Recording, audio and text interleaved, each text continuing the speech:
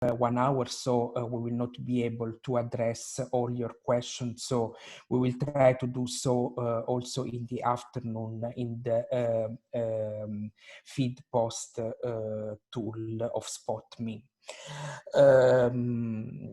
So I've already introduced myself, and I will be moderating this session together with Agnes Brusik from IFOAM EU and Nils Eninki, so sorry for my pronunciation, from BIONEXT. And we have 3 presenters: Francesco Solfanelli from University of Ancona in Italy, Maaike Raaijmakers from BIONEXT in the Netherlands, and Eva Winter from FiBL in Switzerland. So I don't want to be too long. I would give the floor to the first presenter, Francesco. Thank you, Stefano. I will share my screen now, and you will let me know if you can see the presentation.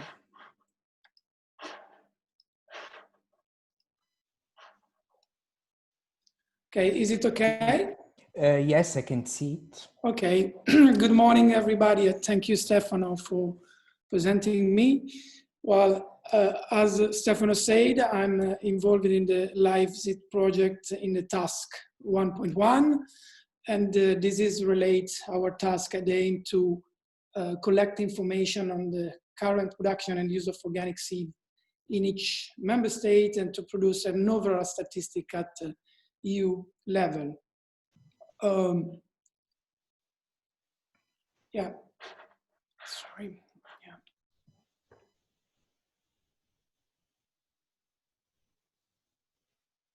Approach where we developed a specific data collection procedure. We also, when it was the case, estimate some of these missing data with a specific approach that I'm going to show you briefly. Hello? Yeah. This was the general approach. First of all, in the first step, we estimate the potential organic seed demand at EU level. Well, for each member state, but then at EU level, we aggregate all this data by combining data from organic area in hectares and crop seeding rates.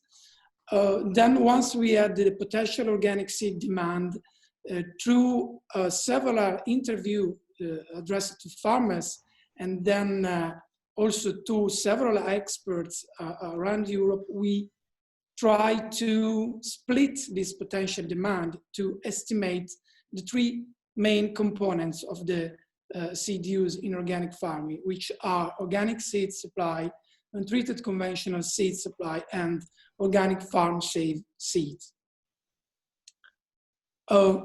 This is the main result, of course, aggregated for all crop in these 4 categories: herbal, vegetable, forage, and fruits. Then we manage 13 crop in total, which we consider strategic in Europe. As you can see, herbal crop, comparing to other, has the highest rate of organic seed use if we consider both organic seed supply and organic farm-safe seed. While for vegetable, fruit, and forage, we still have at European level some problem in terms of organic seed supply. Of course, this is an aggregated data, and there are many differences among countries, UA member state countries, but also among crops. So if you wanted to have more detail, we refer here to this publication, which is already in organic print. Then you can go and click the website, and other scientific publication will come also soon. Here you can have information on all 13 crops and differentiated in the 4 major EU area.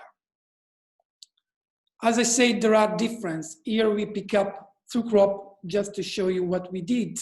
For instance, for what concerns wheat, as you can see, the organic seed supply, so the rate of organic seed use is quite high in Central and Northern Europe, while in Eastern and Southern Europe, the rate of untreated conventional seed for this crop is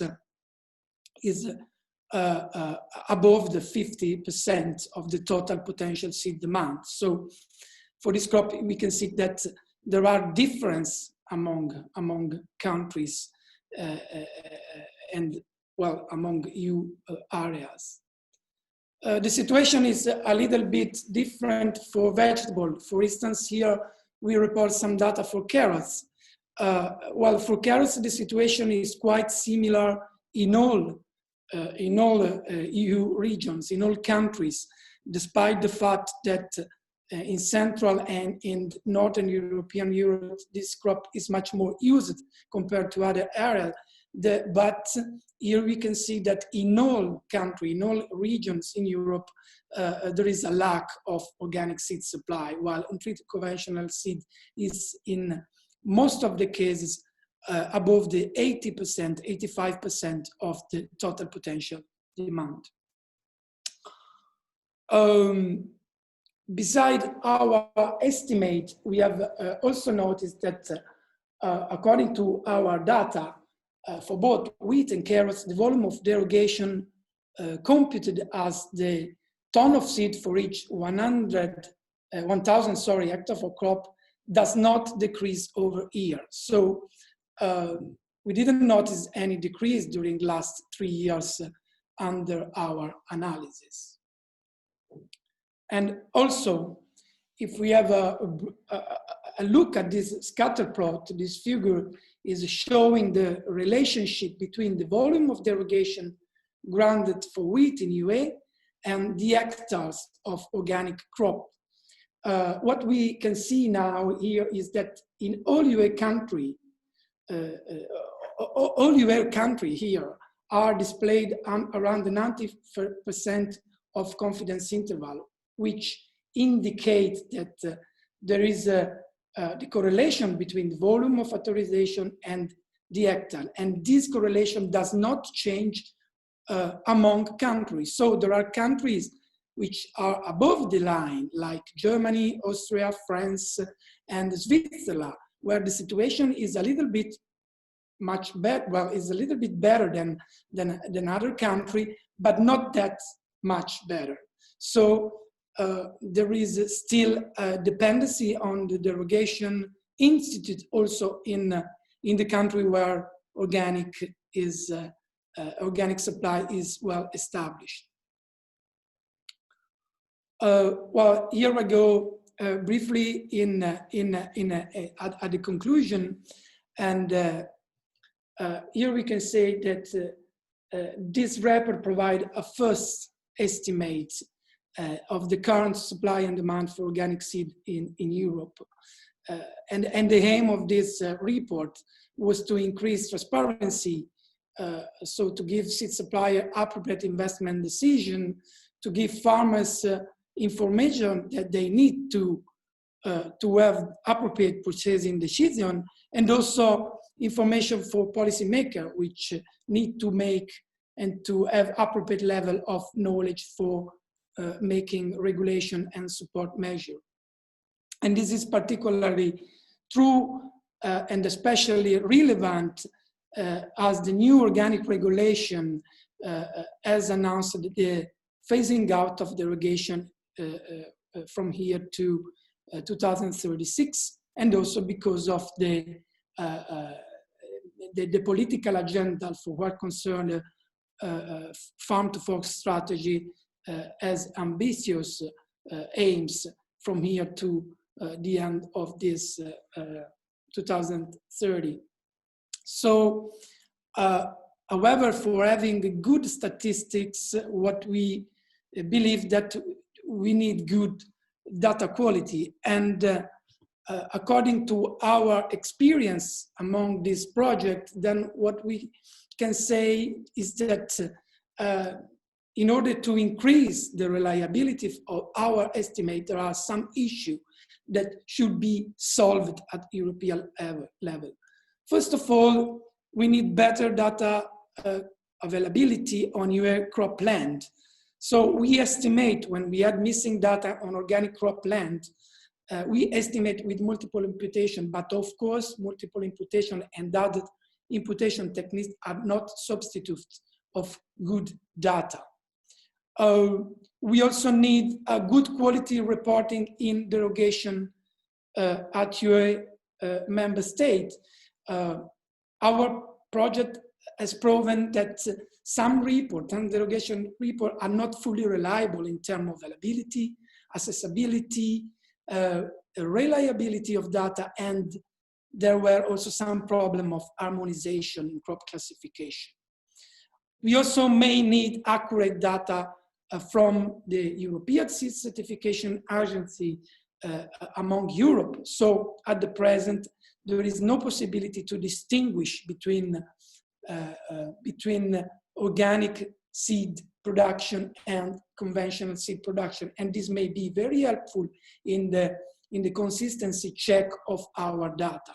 At present, only two countries in Europe, Germany and Austria, if I'm not wrong, are able to display this data. Last but not least, a more collaborative approach from seed suppliers. So the primary data source to estimate organic seed supply and demand was the universe of seed supplier. However, our survey did not yield a lot of response. So probably a more collaborative approach is needed in this sense. Mm-hmm. So this is more or less what we have done. Thank you for your attention. Thank you very much, Francesco, and for this overview on the situation of organic seed use, highlighting the differences among crop sectors and among different geographical areas in Europe. So yes, I hope that the participants are writing down questions that Francesco will be happy to answer at the end of the three presentations. And now I would give the floor to Maaike from BIONEXT.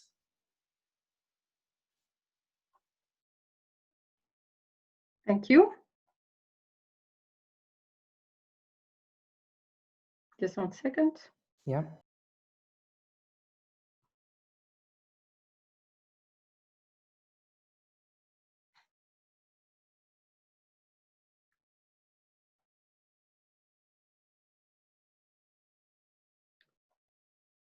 To make it full screen.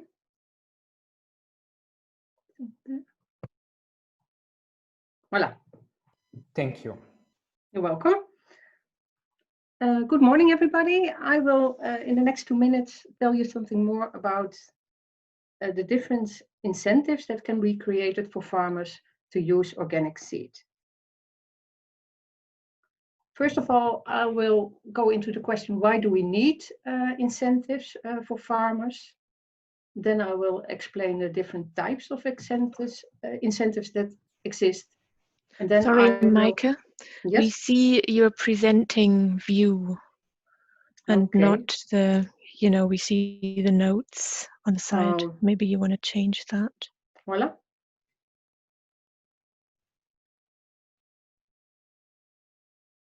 If you put in the presentation mode, okay, and maybe please click on the 3 dot.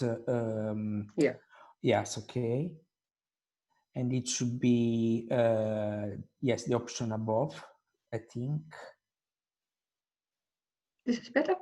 Well, we'll still see the slides on the left side, but I think it's fine as far as we can see also the main slide in the, yes, in the center. I think that you can go ahead, Maaike. It's fine. We can see your presentation. Okay. Sorry for that. No problem. Okay. Back to the next slide then.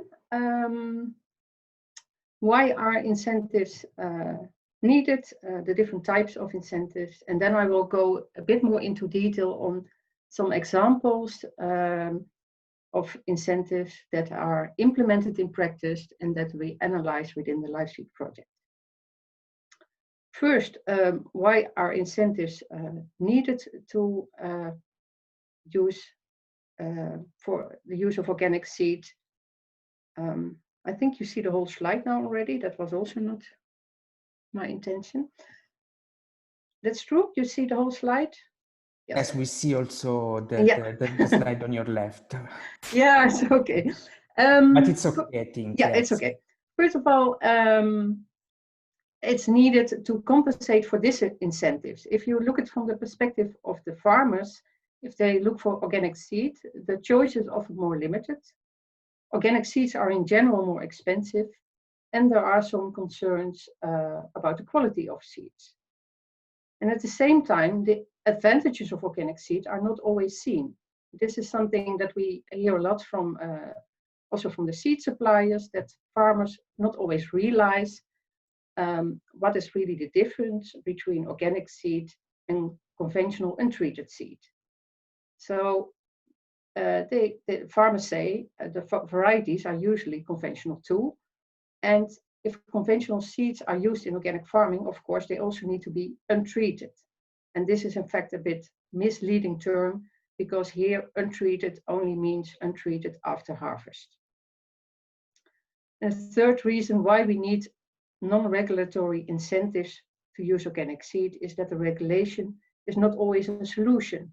Of course, you can limit the derogations, like Francesco explained, but to do so, you need at least some offer of organic seed.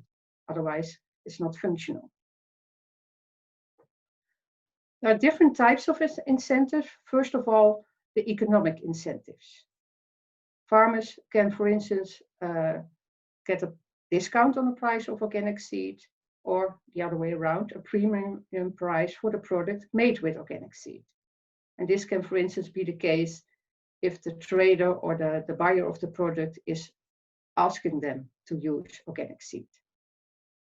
There are also some examples where the price difference is leveled. There's a famous example from Switzerland, where farmers that buy conventional seed for some crops still have to pay the organic price, and the price difference is put in a fund to promote organic breeding and seed production. Another incentive can be that the organic seed is pre-financed, so the farmers still pay the higher price for organic seed, but only after the product has been harvested. And then, of course, many organic farmers produce their own seed, and this is also due to economic reasons. Different types of incentives. We'll come to practical incentives, practical or ecological or more technical. I think these are the most important incentives, especially the first one. This was also one of the results from the farmer survey that was conducted within LIVESEED, that once the cultivar is more suitable for organic farming, farmers are really willing to pay an extra price for organic seed. And another important factor is that the cultivar is adapted to local farming conditions. Then for some farmers, the reduced risk of residues can be an incentive. There's still more research that needs to be done on this, but there are a few examples where residues were found in the plants or even in the end product due to the use of conventional seed. And then if the access to organic seed is improved, that can also be an important incentive that we should not underestimate, because in some countries we came across farmers that really wanted to use organic seed, but just cannot find it. And here you see also that the different supply chain actors can help to access organic seed for the farmers.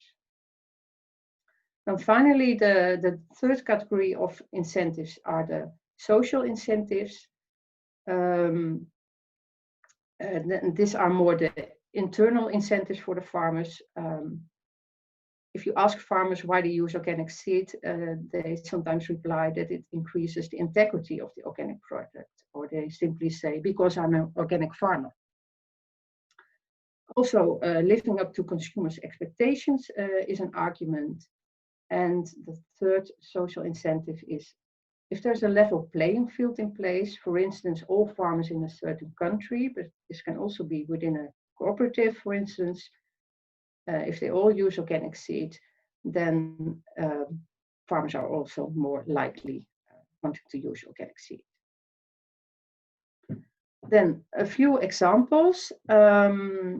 First of all, in Italy, where we visited 2 cooperatives in the pasta supply chain that made a deal with the organic seed producer to produce for them the seed of a certain variety that was suitable for pasta production.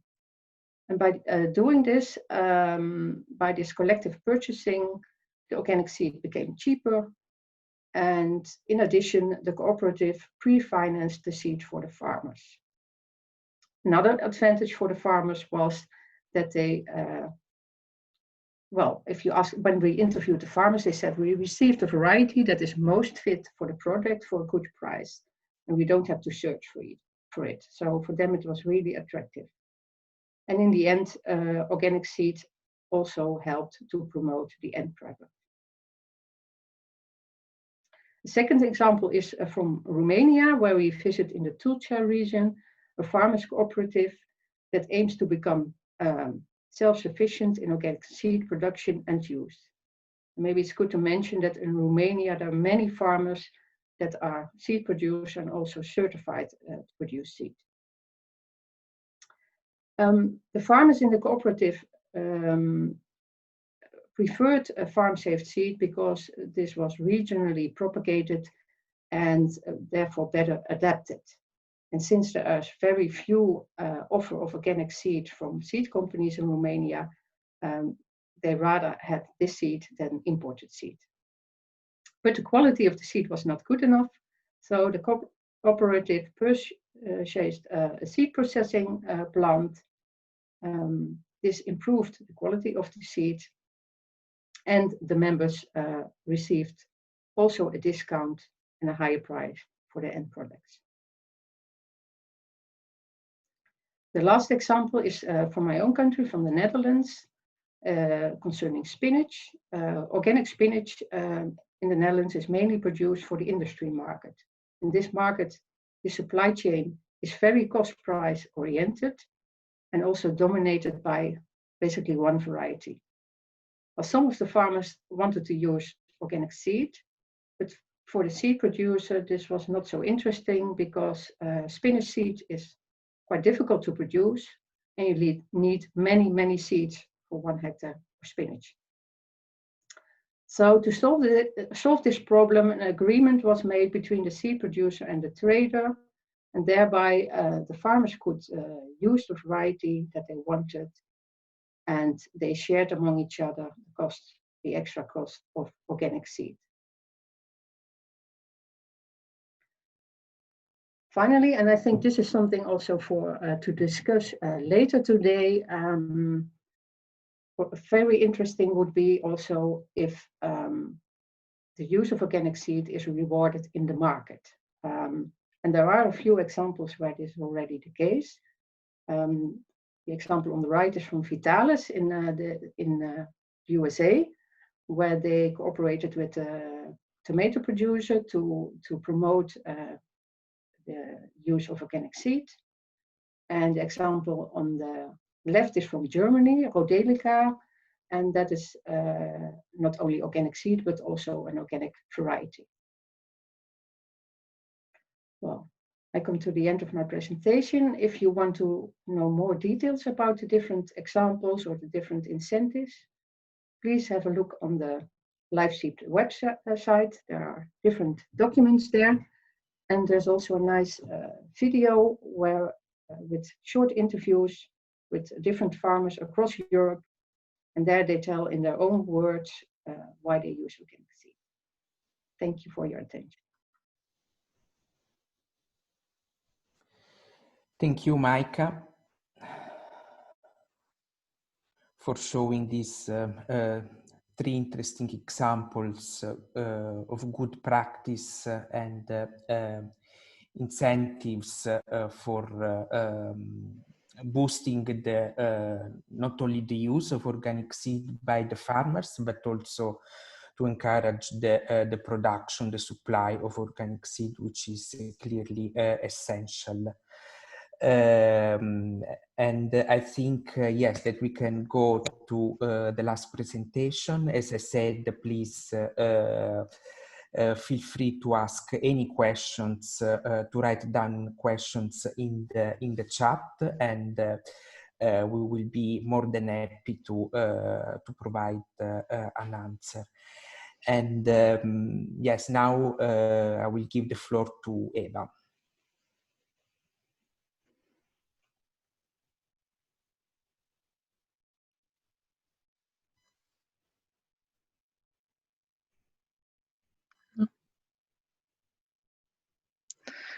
Hello, thank you, Stefano, for introducing me.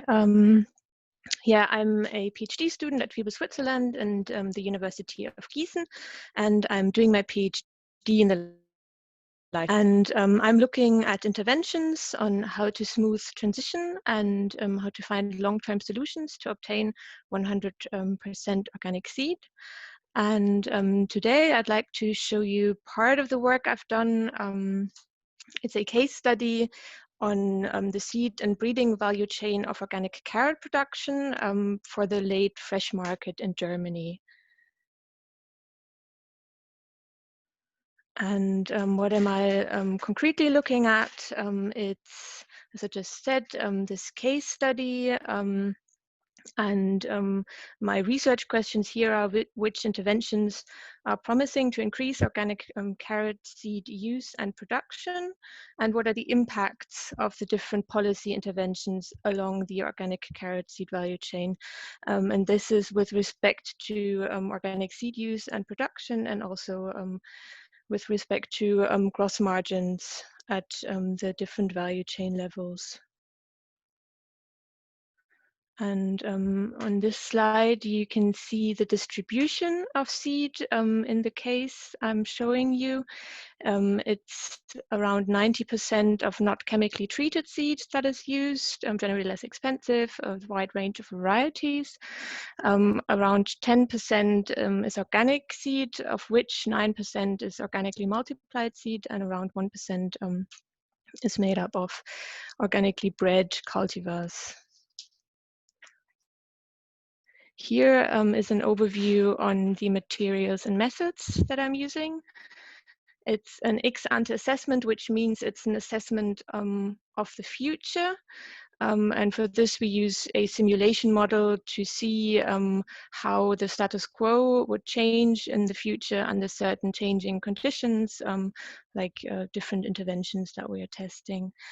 And obviously, value chain processes represent a heterogeneous landscape of the processes in the value chain. There are different business models, there are different possibilities for each actors, and there are also interactions among the actors. And this is why we chose a multi-agent system. And at farm level, there's also an element of innovation diffusion, where we want to predict the willingness to use organic seed of different farmers, different farm types. And here we use the theory of Rogers, like the diffusion of innovations, and we use the network thresholds that are defined there. And the time frame of the model is we are presenting future scenarios for the next 8 years.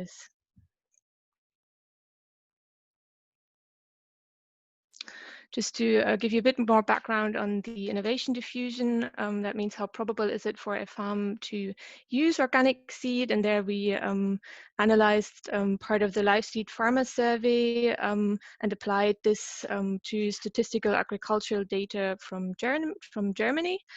And here we have the following characteristics that are the most influential that we could include. This is the education of the farm manager with a positive correlation with organic seed use, then the farm size, which has a negative correlation, and then the farm type of different organic carrot producers. These are arable or horticultural, and we could see that the horticultural specialization has a negative correlation with organic seed use, and in comparison to this, the arable has a positive correlation. And in terms of marketing channel, which is of course often also determining what seed is used, in this case study, the main market channel is wholesale.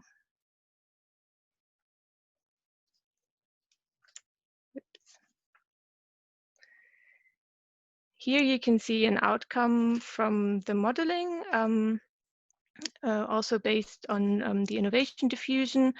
It's the motivational premium, so the farmer's willingness to pay more for organic seed. And we estimated this based on a small survey that we carried out, and also through the modeling work that we did. And you can see that on average, farmers have a willingness to pay more for organic seed of around 45% on top of the not chemically treated seed price in this case study.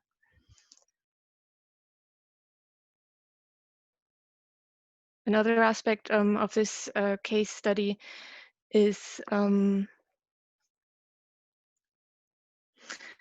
that the major challenge is the ability to produce enough organic seed. And there are specific challenges like lygus bug infestation, finding farmers that are willing to produce organic carrot seed because it's technically challenging and not as profitable as other enterprises. And there are lower germination rates than in the not chemically treated seeds.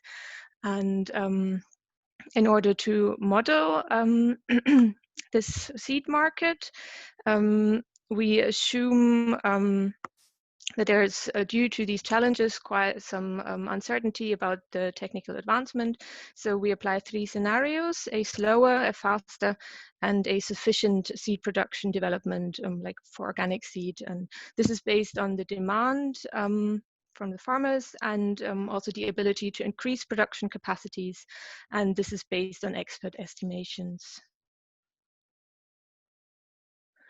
And here you can see the development over the 8 years of the seed market.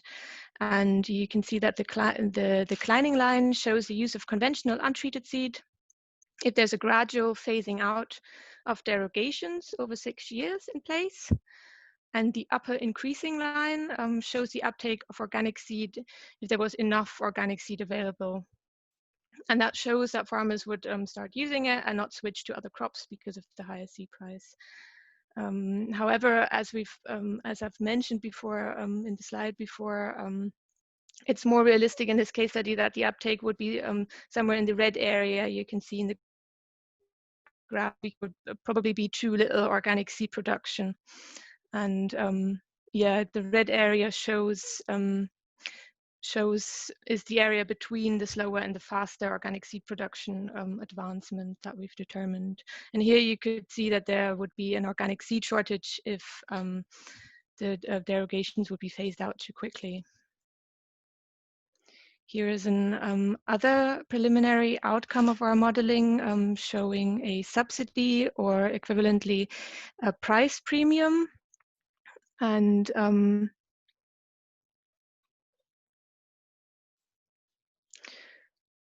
here I've calculated the optimal value for the subsidy or for the price premium to encourage farmers to take up organic seed voluntarily. The subsidy would have to be around €500 per hectare on average, and the product price premium would be €15. And again, you can see the areas indicating the lower and the upper bound of the assumed technical advancement. So a quick summary of these preliminary results. My work is still ongoing. The deliverable is due in January 2021. So also the outcomes that I've shown you now are still preliminary. Yeah, but you can see that there's like the main challenge is really the technical difficulties in multiplication in organic carrot seed. And if derogations are phased out too quickly, there may be a shortage of seed in organic carrot production for the German late fresh market. And looking at gross margins at farm level, at farm enterprise level, there would be an average change over the 8 modeled years in gross margin at farm enterprise level of -10%. If there was a seed shortage, so if if there's not enough seed available, and if there's enough organic seed supply, it would only be -3%. Yeah, and as I mentioned, a subsidy level would be €500, and the price premium would be €15. And yeah, for other cases, maybe such as early carrots in Germany or durum wheat in Italy, organic seed production could easily match demand in the phasing out situation. So yeah, there the challenges are different. So it's crop and region specific if organic seed can be sufficiently produced and what the specific challenges are. Yeah, and in this case, I'm also going to look into other scenarios, like for the carrot case, and there are also 2 other cases that are being studied in detail. And as I said before, the report will be due in January 2021. Thank you, Eva. Thank you. Yes, sorry. I also have a question I'd like to sort of throw at you. This is, are you more in favor of control and command measures, such as derogations, or voluntary measures such as subsidies, or maybe a price premium inducement?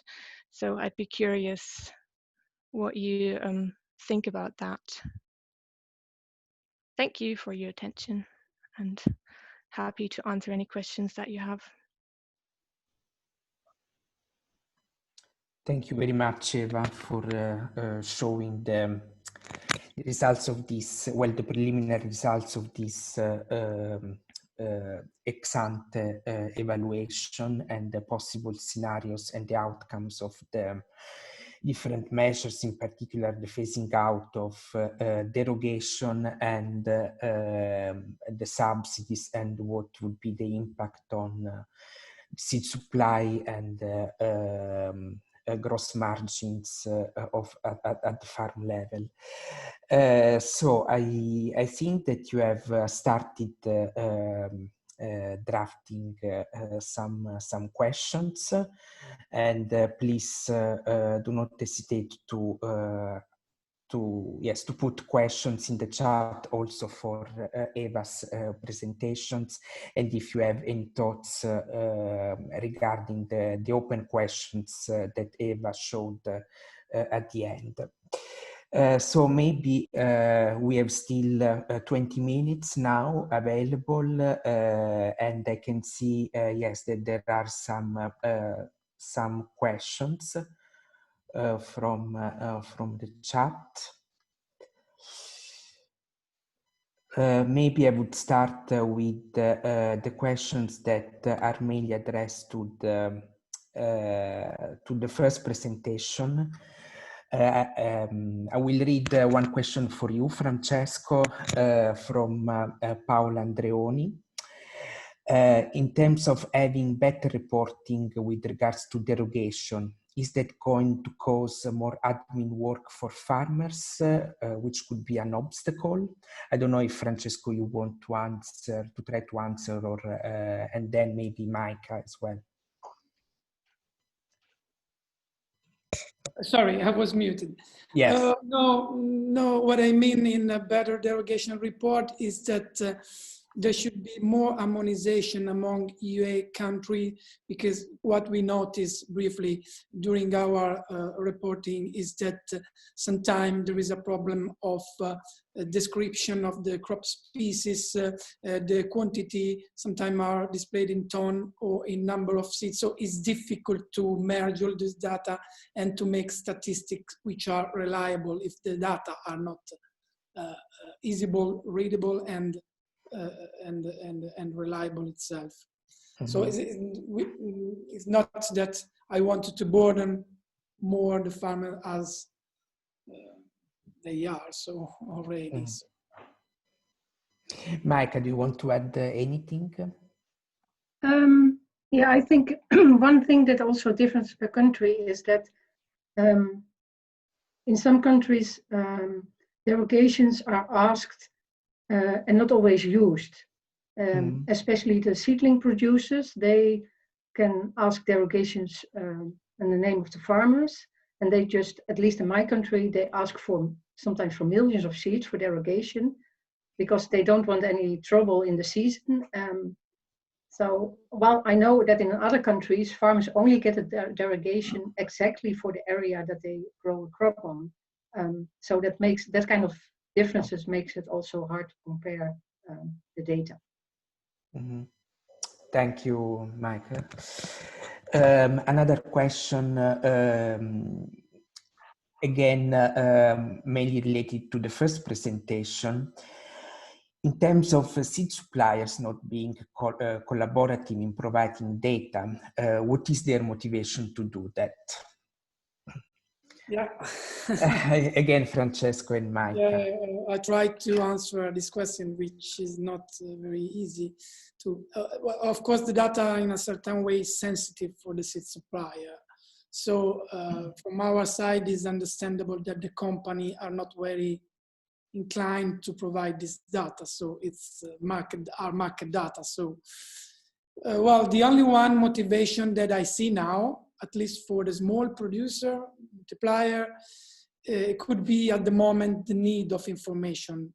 So they need information to make appropriate investment decision, including whether or not going into the organic sector or investing into the organic sector. So if you are a big company, then more or less you have your intelligence inside your team. But when you are a small, medium enterprise, then you probably need very detailed market report, such as the one that we hopefully provide to all these stakeholders. Thank you, Francesco.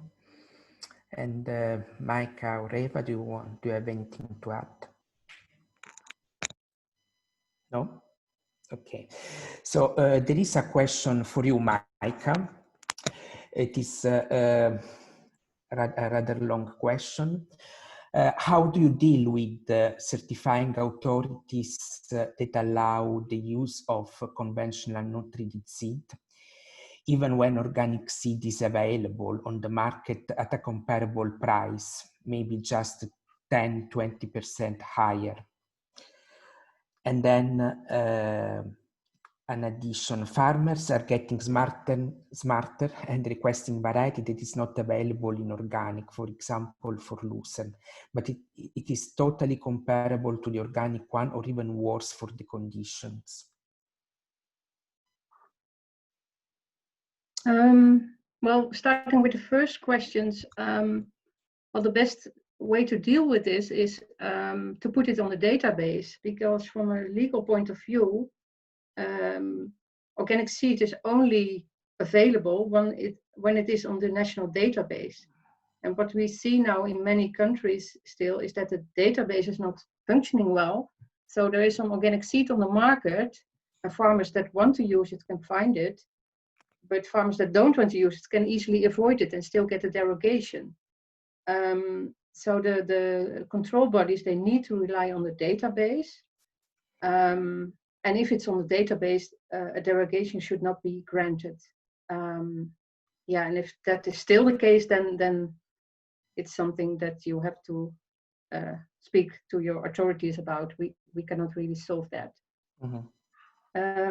And the second question, I don't know if I understood it. It is, I guess, sort of a comment. Farmers are getting smartened and requesting variety that is not available in organic, but is totally comparable to the organic one, mm-hmm. or even worse for the conditions. So I think that is more like a comment. And that's why we need some incentives, because if farmers see organic seed just as a more expensive input, and they don't see the advantages of organic seed in terms of being produced in organic conditions, or having an added value, or being rewarded in the market, then they will not so much be motivated to use this seed. So it's also the role of the different actors in the food chain to try to put those incentives in place to make it more attractive for farmers to use organic seed. And of course, awareness raising among farmers can also help. So one of the practice abstracts we made in this project is about the difference between conventional and organic seed, because I think it's reality that many farmers still don't know the difference. Thank you, Maaike.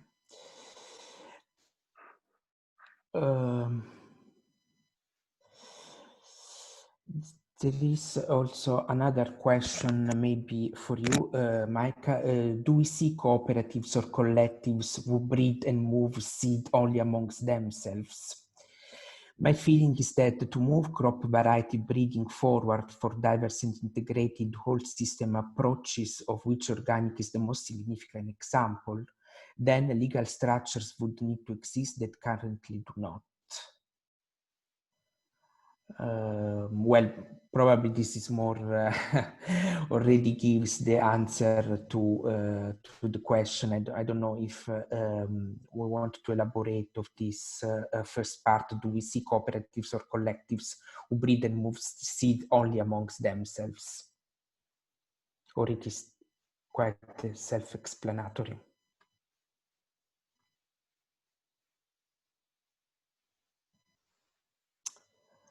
Okay, so I think that we can move to other questions, perhaps. Okay, Eva, there is an attempted answer to your questions about the two approaches, command and control versus voluntary. From Antti, who says it depends on which level the use of organic seed already has advanced in a country. And the question, how advanced is farmers' awareness that actually the use of organic seed is compulsory? Yeah, thank you for this question. So mostly I think I can speak from the experience with talking to organic carrot producers in Germany.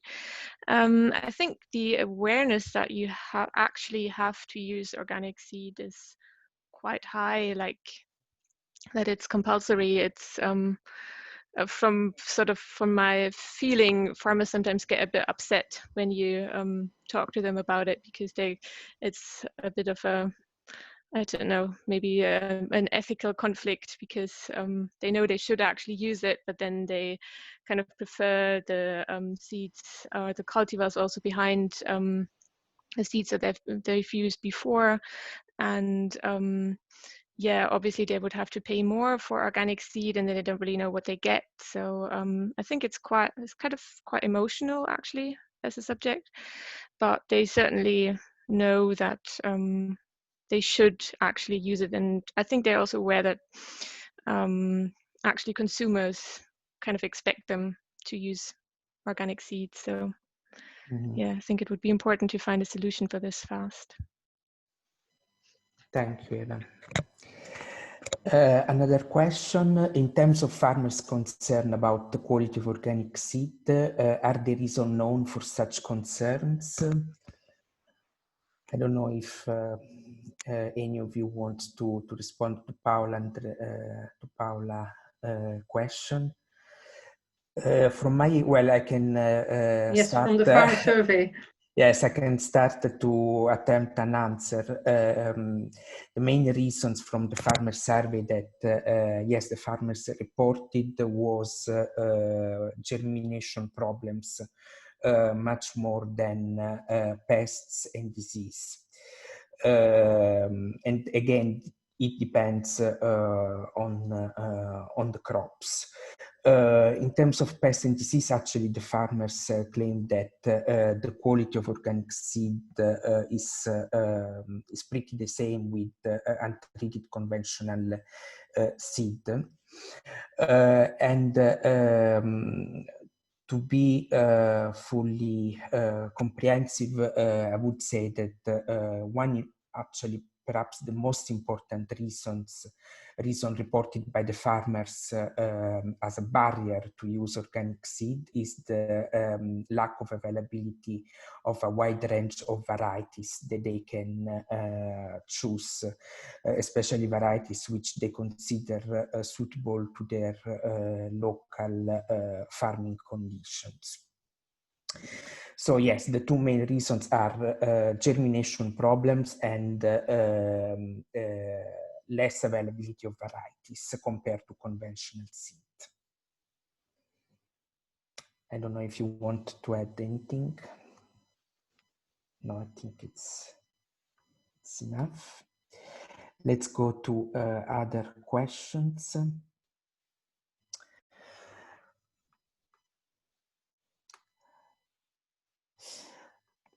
Would be a good idea to include incentives in the new common agricultural policy to create better structures to improve the availability of organic seed with good prices, good adaptations, and good quality. I think that we have already some experience in just one or two countries about organic seed being subsidized through the rural development programs. For example, I think in Estonia, I think that we try to investigate how this is working, but there is not, as far as I remember, there was not a thorough monitor of the impact of this measure. I don't know, Maaike, maybe you have a more direct. Yes, it was indeed in the Baltic states, in the different Baltic states that they experienced with that.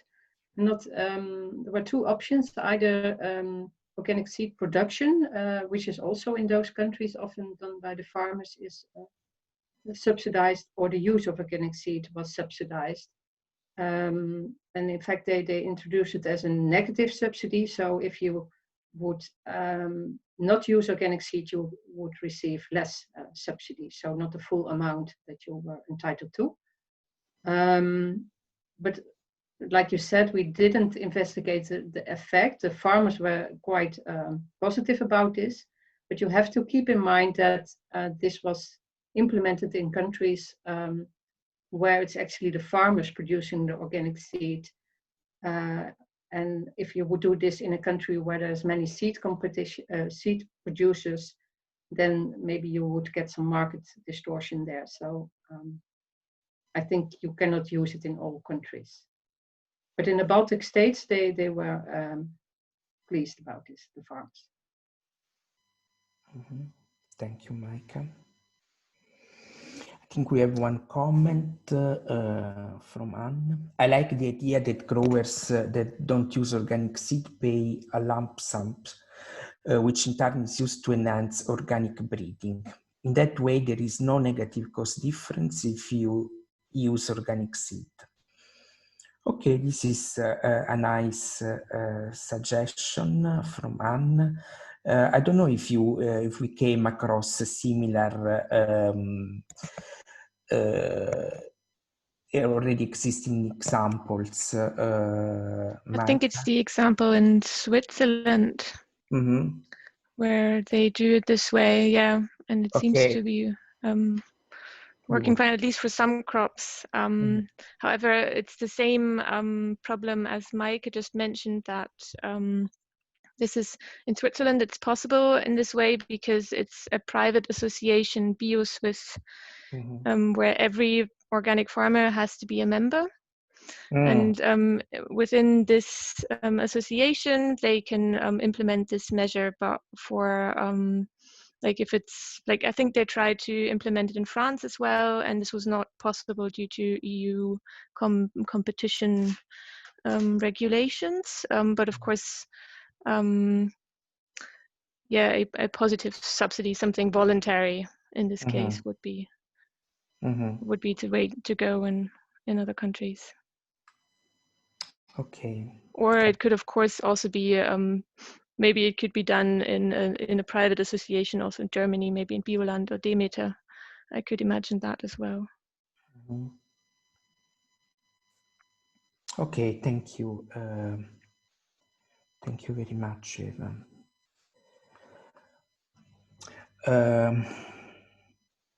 Okay, a comment from Evelyn.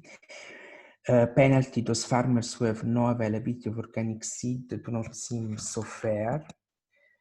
Yes, I would agree. And I think that the first step is trying to provide to improve the availability of supply of organic seed in terms of varieties and also in terms of crops, because if by the end, by 2036, we will really want to phase out derogations for all the crops, it is important that the seed supply is increased for all the crops, not just for the major ones, in order to enable or to encourage farmers to pursue the crop diversification, which is